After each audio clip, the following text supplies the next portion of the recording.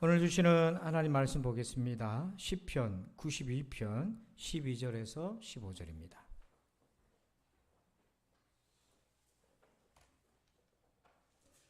시편 92편 12절로 15절입니다.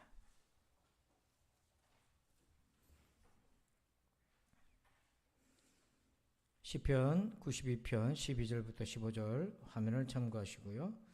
함께 교독하겠습니다. 의인은 종려나무같이 번성하며 레바논의 백향목같이 성장하리로다.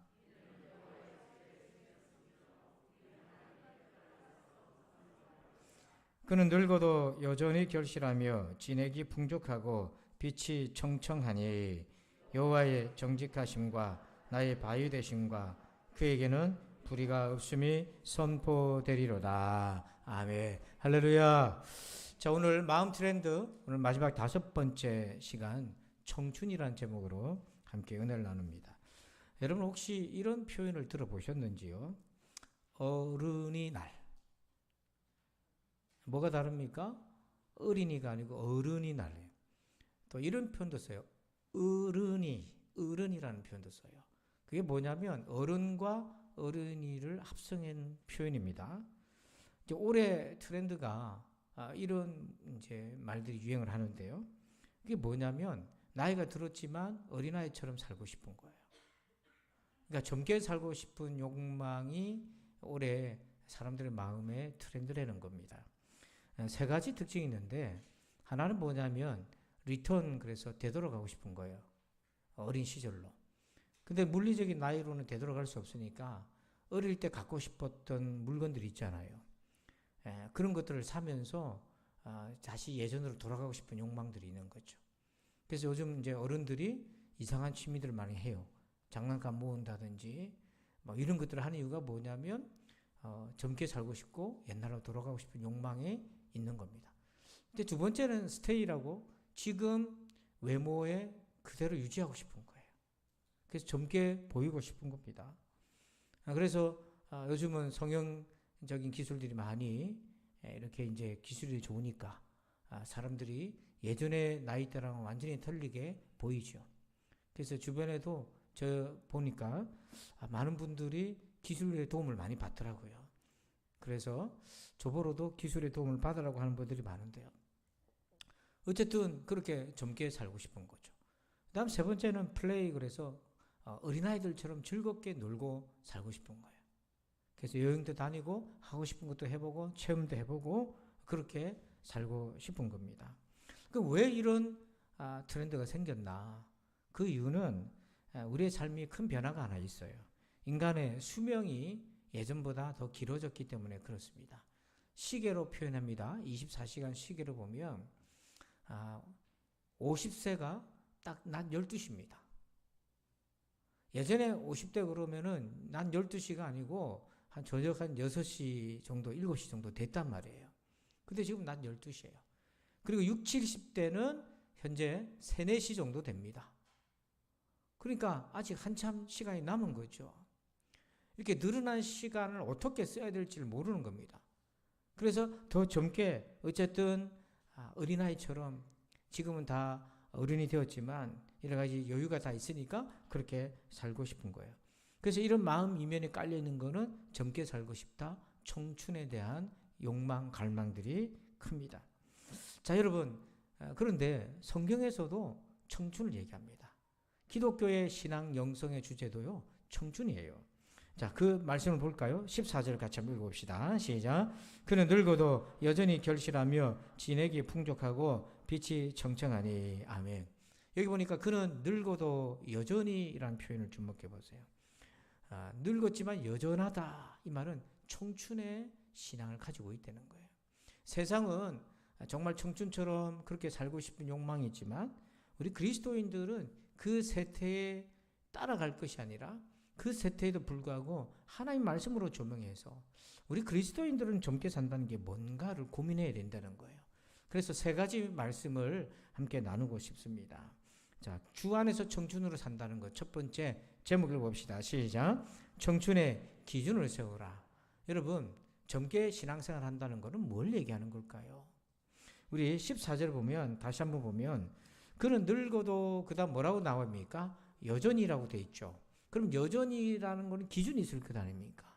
뭘 기준으로 해서 지금 늙어도 여전하다 얘기를 하는 걸까요? 자, 12절에 그 답이 있습니다.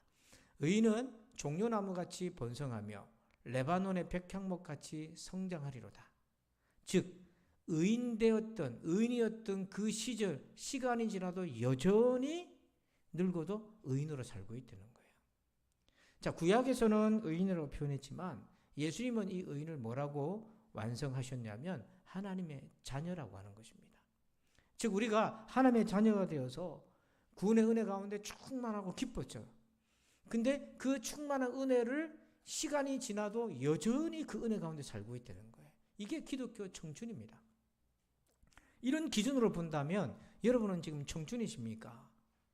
여러분이 청춘의 삶을 살고 싶다면 바로 이런 기준으로 내가 하나님의 자녀된 기쁨으로 너무 감동이 커서 그 기쁨으로 내가 살고 있습니까? 오늘 일부 예배를 마치고 어떤 신자 한 분이 저한테 책을 선물해 주고 가셨어요. 가족분에 누가 썼다고 보니까 간증집을 쭉 썼는데요. 그 안에 보니까 잠깐 봤는데 14살 때 이제 할아버지가 쓴 책인데요. 14살 때 거듭났다라고 정확하게 기억을 하고 자손들한테 유산을 남기기 위해서 썼다는 거예요. 그 짧은 내용이지만 이분 굉장히 젊게 사신다. 왜냐하면 나이가 80이 넘었는데도 구원의 은혜가 늘 지금도 여전하다는 거예요.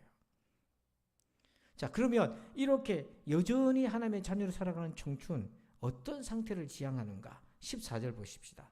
14절 보니까 그는 늙어도 여전히 결실하며 진액이 풍족하고 빛이 청청하니. 자, 여러분 늙어도 결실하고 열매를 맺고 진액이 풍족하고 빛이 청청하다. 이게 무슨 의미입니까? 이게 뭘 의미하는 걸까요? 자, 이 본문에는 두 종류의 나무가 나와요. 하나는 종려나무고 하나는 백향목인데요. 바로 이 나무를 뜻하는 겁니다. 여러분 오른쪽에 있는 키가 큰 나무가 종려나무인데 이 나무는 다 자라는데 30년이 걸리고 다 자라고 나면 수명이 200~300년을 가요.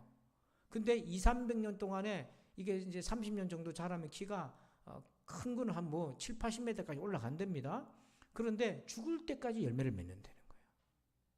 여기 있는 옆에는 백향목인데 이 백향목 수명은 500년에서 2000년까지 가요. 하나도 안 놀라시네요, 여러분. 근데 500년에서 200년까지, 2000년까지 가는데 메마른 것이 아니라 끊임없이 힘을 가지고 그래서 건축 재료로 이 백향목이 굉장히 귀한 재료로 쓰이는 거죠. 그러니까 잎이 결실하고 청청하고 진액이 풍족하다는 게 뭐냐면 이렇게 시간이 지나도 수백 년, 수천 년 동안에 계속해서 열매를 맺고 자라고 성장하고 자리를 지키고 있는 것처럼 우리가 하나님의 자녀된 우리가 그 구원받은 그 은혜가 시간이 지난다고 약해지거나 희미해지는 것이 아니라 더욱 충만해진다는 걸 얘기해 주고 있는 거예요. 그래서 요즘 사람들에게 써야 되는 말이 에티켓이 있습니다. 오랜만에 친구를 만나든지 아는 사람 만났을 때 여러분 이렇게 말하면 실례예요. 야, 너 많이 배웠구나.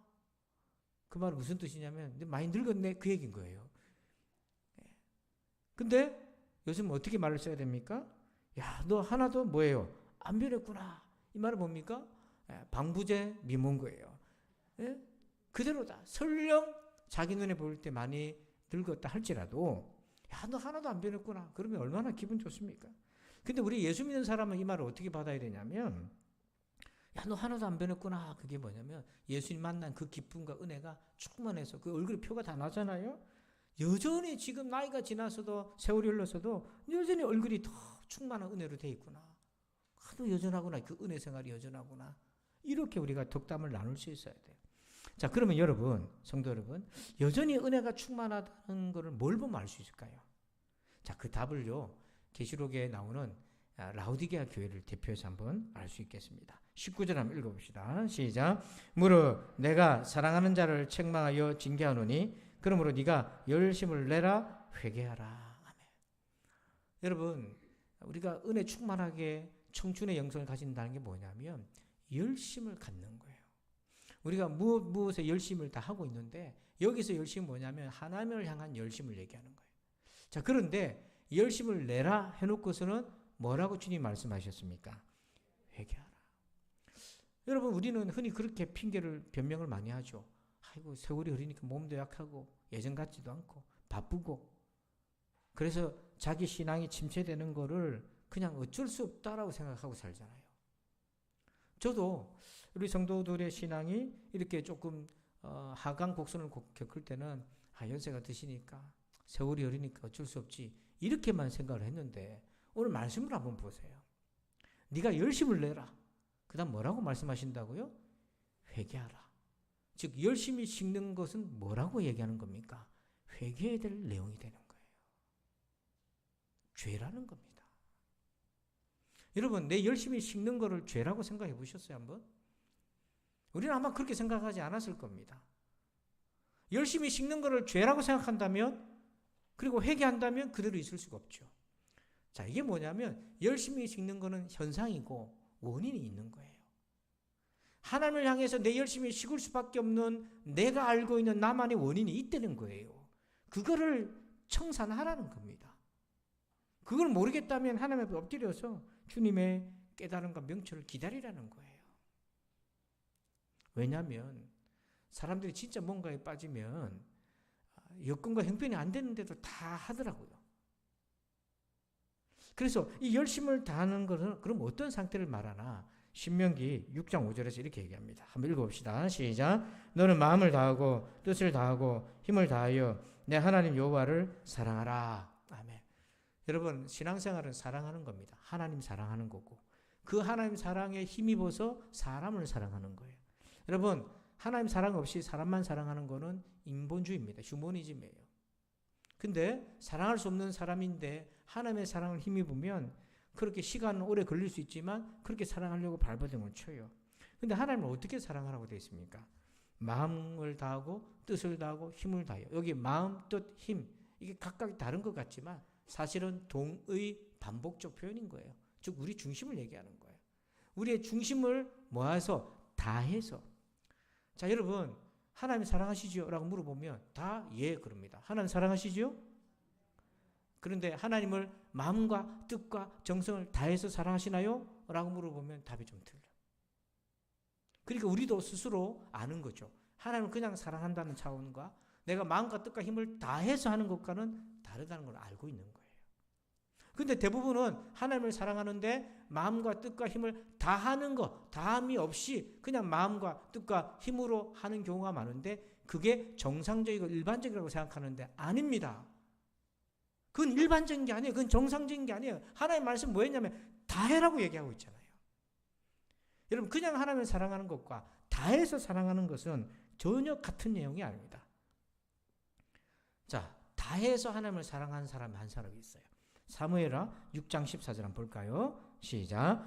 다윗이 여호와 앞에서 힘을 다하여 춤을 추는데 그때 다윗이 배 에봇을 입었더라. 여러분, 엘리 제사장 시절에 법궤를 블레셋과 전투하다가 뺏겨버렸어요. 그 뺏겨가지고 7개월 동안 블레셋이 갖고 있다가 하나님이 진노하시니까 도무지 갖고 있지 못해서 반납을 했는데 그 반납하는 과정이 너무 어려웠어요. 하나님의 진노가 안 풀렸어요. 그래서 곧바로 가져오지 못하고 아비나답 집에 20년을 놔둡니다. 그걸 마침내 이제 성막으로 이제 옮겨오는데 그게 너무 기뻐서 다윗이 뭐예요? 춤을 추는 거예요. 근데 어떻게 예배를 드렸다고 되어 있습니까? 힘을 다해서. 얼마나 힘을 다했던지 자기 부인이 쳐다보는데 바지, 에봇이, 옷이 내려갈 정도로, 비웃을 정도로. 그게 뭐냐, 왕의 채신머리 없이 저렇게 했다 할 정도로 그렇게 기뻐 어린아이처럼 예배했다는 거예요. 여러분, 예배하잖아요. 우리 예배 드리잖아요. 힘을 다해서 예배 드리는 거하고 예배 드리는 거하고 차이가 있어요, 없어요? 있잖아요. 열정은 뭐냐면 예배를 드리는 게 아니라 다해서 드리는 거죠. 그걸 하나님이 원하시는 거예요. 이 열심을 다한 것과 그렇지 않은 것 차이를 보여준 한 여인이 있습니다. 가나안 여인인데요. 마태복음 15장을 그냥 제가 줄거리로 요약해서 이 두로와 시돈 지방에 예수님이 가시는데 이방 지역입니다. 해안 지역이에요. 근데 가나안 여자 한 사람이 예수님을 찾아왔습니다. 소리를 질렀어요. 다윗의 자손 예수여 나를 불쌍히 여겨주셔요. 내 딸이 흉악하게 귀신 들렸습니다. 딸이 귀신 들렸으니까 부모 마음이 오죽했겠어요. 이 방법 저 방법 다 쓰고 안 되니까 예수님께 온 거잖아요. 이방 여인이니까. 근데 23절 보세요. 그 인자하신 예수님이 뭐라고 대답하셨냐면 한 말씀도 대답하지 않으셨어요. 거절의 의사잖아요. 그러니까 이 여인이 돌아가지 않고 그 여자가 뒤에서 쫓아오면서 소리를 지르는 거예요. 그러니까 어느 정도로 소리를 지르냐면 제자들이 너무 듣기 힘들어서 예수님 어떻게 좀 보내시든지 고쳐주든지 좀 해달라고 이렇게 할 정도로 빨리 보내세요. 예수님 좀 보내세요. 할 정도로 소리를 질렀어요. 그러니까 예수님이 나는 이스라엘 집의 어린 양 외에는 내가 보냄받지 않다. 이 이스라엘 집의 어린 양이는 유대인들이잖아요. 내 유대인들한테 기도해 주지 저 이방 여인한테는 안 해준다. 그렇게 큰 소리를 얘기하셨어요.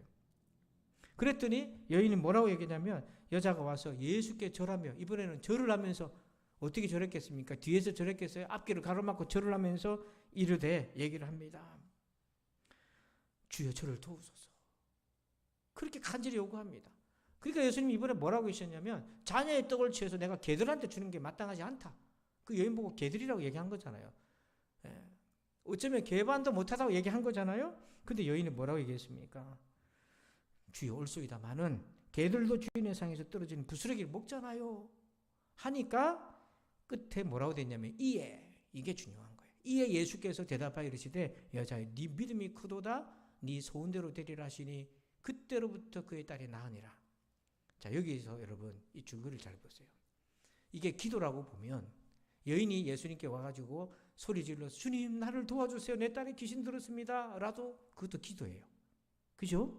근데 예수님이 들은 채 모른 채 하고 외면해버리고 더 소리를 지르니까 뭐라고 얘기합니까? 내가 이스라엘 집 유대인들한테 내가 기도해 주지 당신한테는 안 해준다라고 했는데도 포기하지 않고 이번에 앞에 와서 절을 하죠? 또 떡을 취해서 개들한테 내가 안 준다고 했는데 이 여인이 내가 개입니다 하고 그렇게 포기하지 않고 계속해서 매달렸을 때 주님이 끝에 뭐랍니까? 네 믿음이 크도다. 그것도 기도예요. 근데 응답은 언제 주어졌습니까? 응답은 언제 주어졌어요? 처음 주여 나를 불쌍히 여겨주세요. 내 딸이 귀신 들렸습니다. 그때입니까? 아니면 개입니다. 내가 맞습니다. 그래도 부스러기라도 주세요. 그때입니까? 이게 바로 마음과 뜻을 다한 상태인 거예요. 기도도 하나님 들으십니다. 왜 안 들으시겠어요? 예수님 들으셨죠. 들으시니까 대꾸하셨죠. 마음을 다한 기도냐? 그냥 기도냐? 우리 알잖아요. 근데 하나님이 언제 응답하셨습니까? 주님이 마음과 뜻과 다 했다고 주님이 인정하셨을 때, 보셨을 때 여자야, 네 믿음이 크다.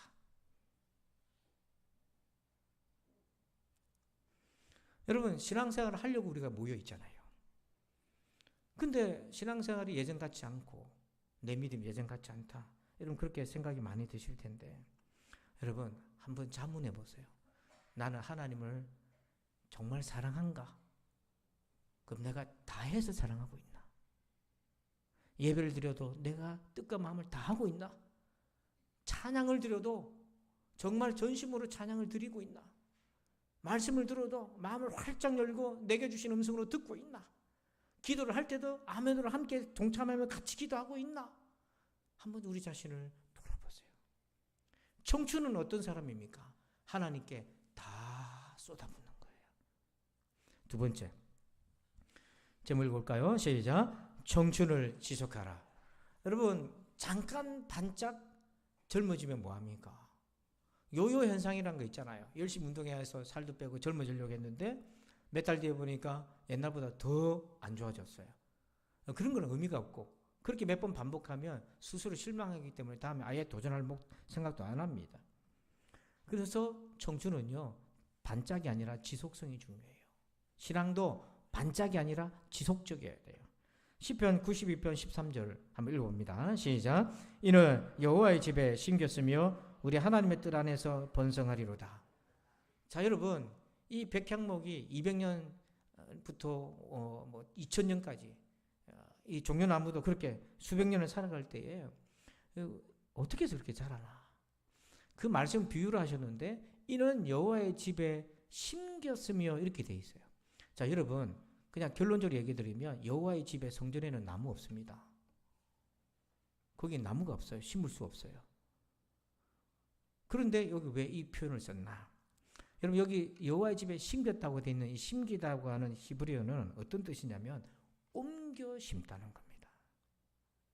즉 우리를 가리키는 거예요. 우리가 세상에 뿌리를 내리고 우리가 여러 가지 다른 것에 열정을 쏟아붓던 우리를 그 뿌리를 하나님의 집으로 하나님께로 이식한다는 거예요. 옮겨 심은 존재예요. 그래서 하나님께 뿌리를 내린다는 거예요. 우리의 청춘이 지속되려면 내가 하나님을 마음과 뜻과 정성을 다해서 사랑하려면 하나님께 뿌리를 내려야죠. 그렇지 않으면 잠깐 내가 반짝하고 끝나는 거죠. 그래서 하나님께 뿌리를 내리는 삶을 시편 52편 8절에 이렇게도 표현해요. 그러나 나는 하나님의 집에 있는 푸른 감람나무 같으며 성전에 심어진 푸른 감람나무 같다. 여기 이제 푸르다는 것은 뭐냐면 끊임없이 결실하고 열매를 맺고 있는 은혜가 충만한 상태인 거죠. 그래서 사도 바울이요 신자들을 이렇게 표현했어요. 로마서 11장 17절 여러분들만 한번 읽어주세요. 시작.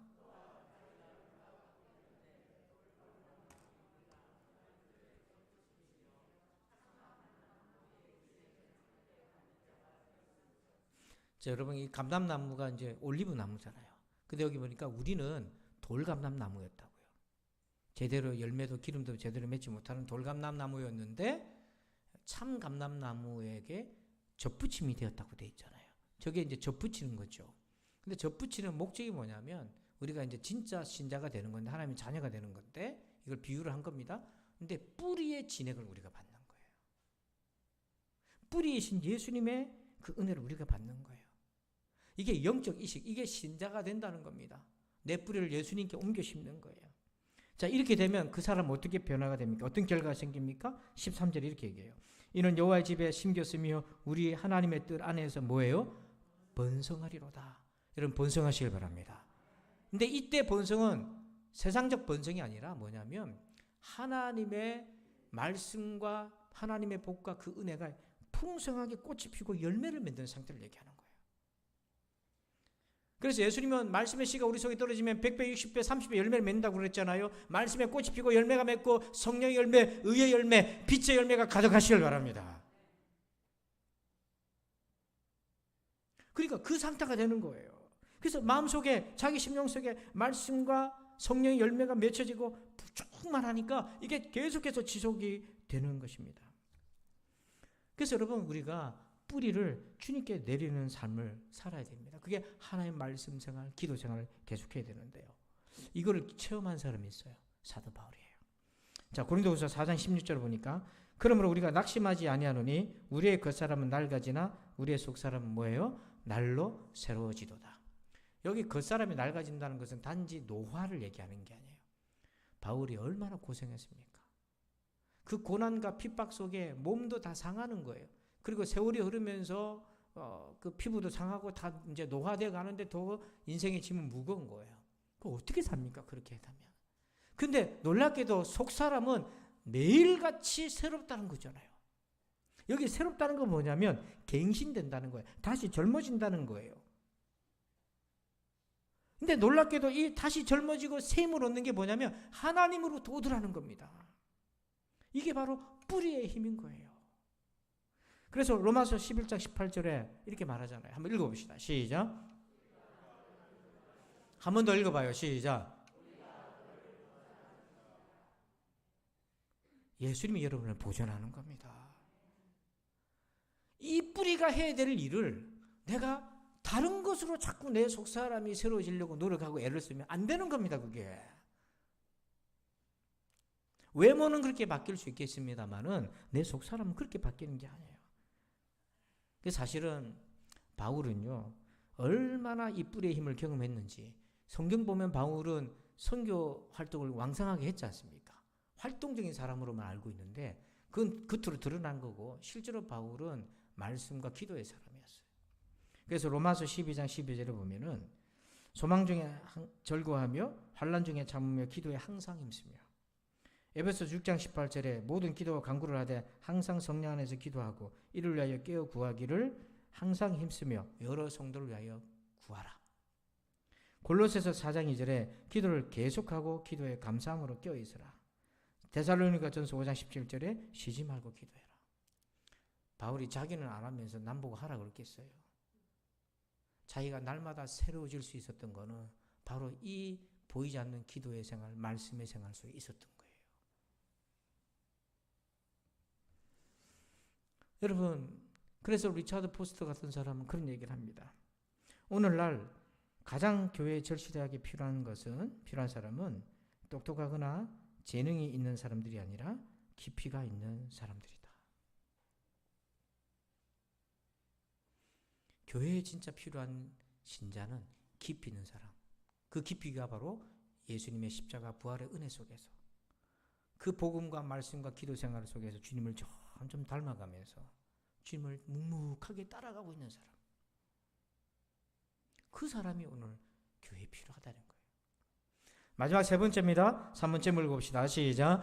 스스로 한계를 정하지 말라. 자, 14절 같이 한번 우리 마음과 입과 힘을 다해서 한번 읽어봅시다. 시작.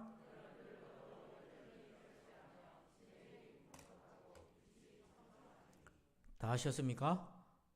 다 힘을 내서 읽으셨어요? 여기 보면 그는 늙어도라는 표현이 있잖아요. 이 늙어도라는 히브리 말은 어떤 의미냐면 흰머리가 난다 이 뜻이에요. 여러분 세체가는 흰머리가 날 때 언제 보통 연령대에 납니까? 물론 유전적으로 일찍 나는 사람도 있지만 대부분 이제 40대 전후로 해서 막 생기기 시작하잖아요. 그리고 지금 보니까 현대과학의 기술의 힘으로 다 가려놨는데 보니까 코팅을 다 해놔서 그런데 저도 이제 들춰보면 흰머리가 꽉 찼어요. 그러니까 여기서 늙어도 이 표현은 할아버지 할머니가 아닙니다. 중년부터 얘기하는 거예요 사실은. 근데 우리는 이렇게 얘기하죠. 내 나이가 얼만데 그 스스로 한계를 짓는 거예요. 내가 여태까지 했으면 됐지 않나. 여러분 그런 말 하시면 안 되는 거예요. 왜냐하면 의인이 늙어도 여전히 하나님의 자녀로서 충만한 상태를 지킬 수 있었던 것은 자기 힘이 아니고요. 변함없이 공급해 주신 하나님의 은혜 때문인 거예요. 아이고 내가 늙어서 이렇게 말을 한다는 것은 하나님의 은혜를 부정하는 거예요 사실은. 맞아요. 우리가 늙었고 힘이 연약하고 예전만도 못하고 몸도 아픕니다.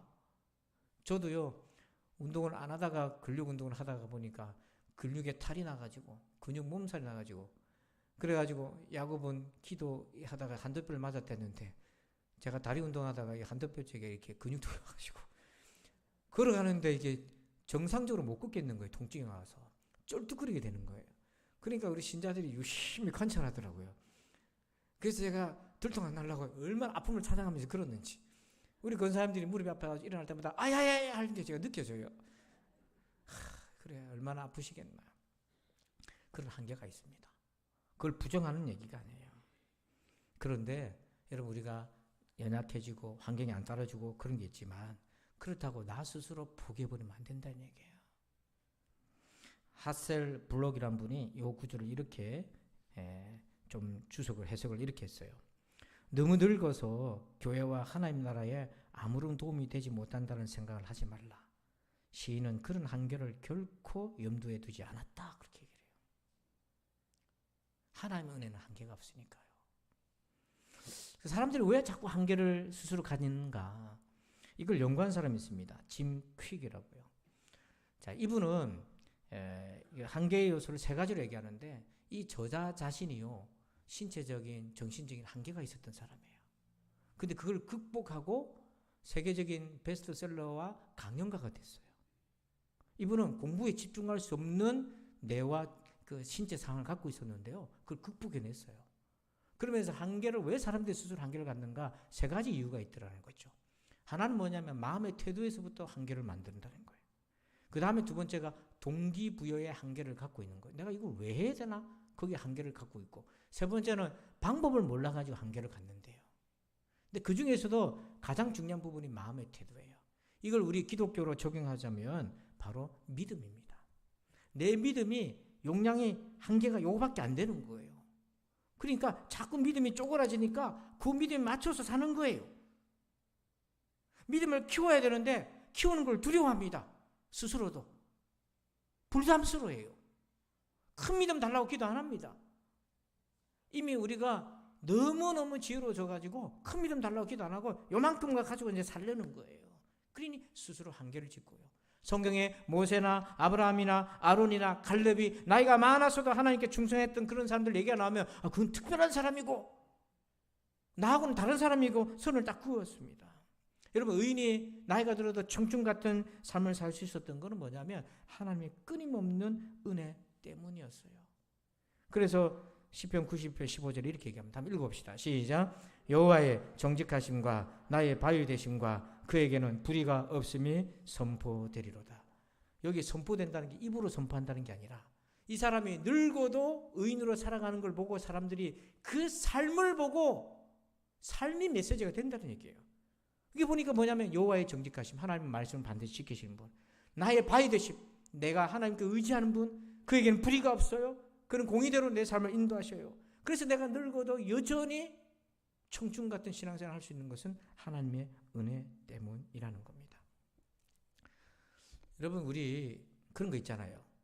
젊은 사람들은 잘 몰라요.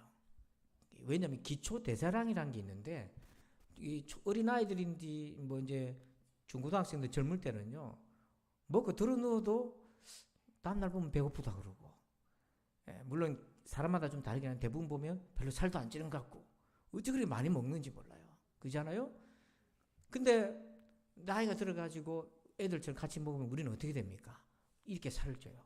왜냐하면 기초대사량이 줄어들었기 때문에. 그러면 어떻게 됩니까? 우리가 젊어지려면 젊은 친구들은요, 조금만 운동해도 몸 돌아와요. 근데 나이가 들면 조금만 하면 돌아옵니까? 안 돌아옵니다.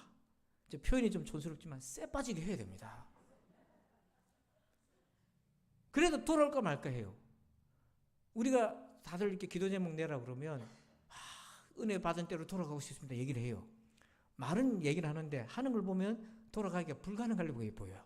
왜냐하면 젊을 때 반짝 기도하던 그 수준으로 기도하면 돌아갑니까? 기초 대사량이 안 되는데 더 해야 되는데. 그래도 겨우 그 은혜 충만한 시절로 내가 돌아갈까 말까 하는데 시간과 건강 물론 힘들죠. 여러분, 그럴 때 기도하세요.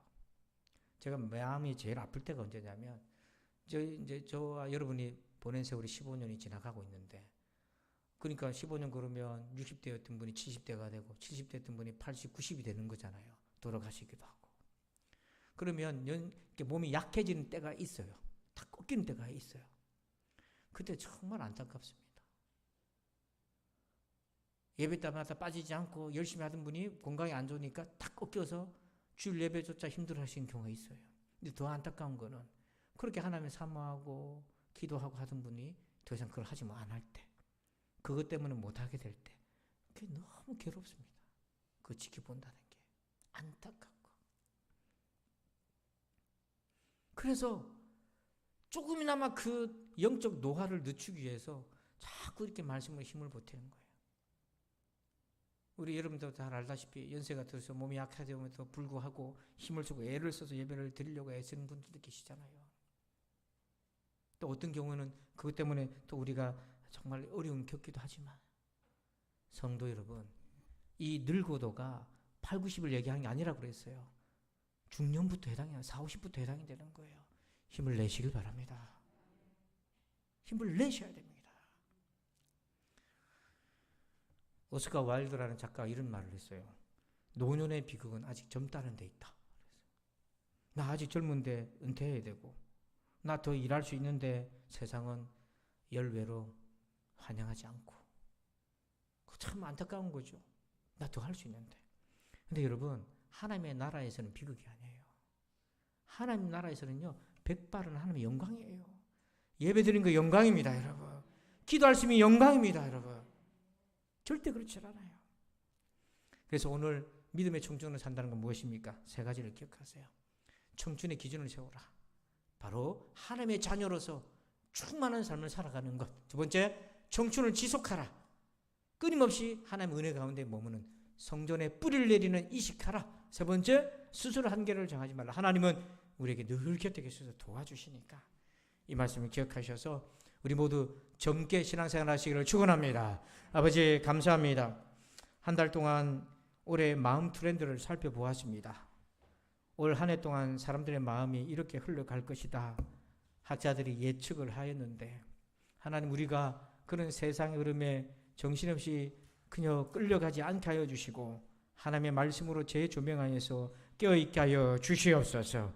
하나님 오늘 말씀처럼 하나님 집에 옮겨 심어진 그 잎이 청청하고 결실하고 힘이 넘치는 하나님의 은혜의 백성으로 살게 하여 주시옵소서.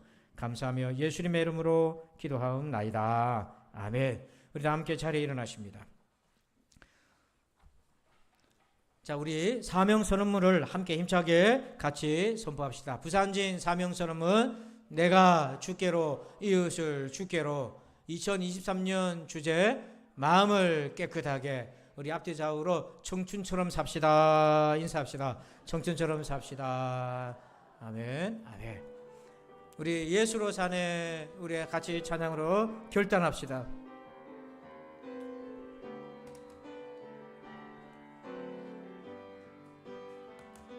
예수로 사네.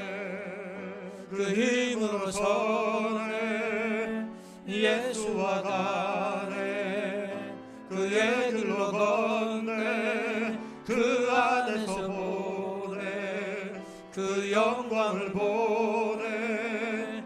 예수로 예수의 삶으로 예수로 사네. 예수로 사네. 그 힘으로 서네. 예수와 가네. 그의 길로 걷네. 그 안에서 보네. 그 영광을 보네. 예수로 우리 한 번 더 결단하며 찬양합시다. 예수로 사네. 예수로 사네. 그 힘으로 서네. 아멘. 예수와 가네. 그의 길로 걷네. 그 안에서 보네. 그 영광을 보네. 예수로 예수의 삶으로 사네.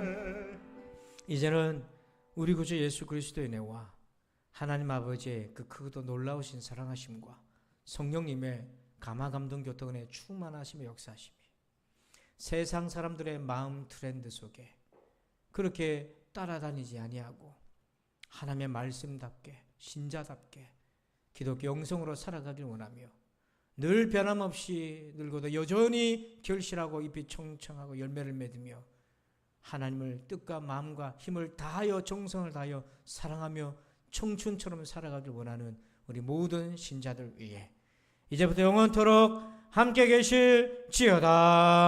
아멘.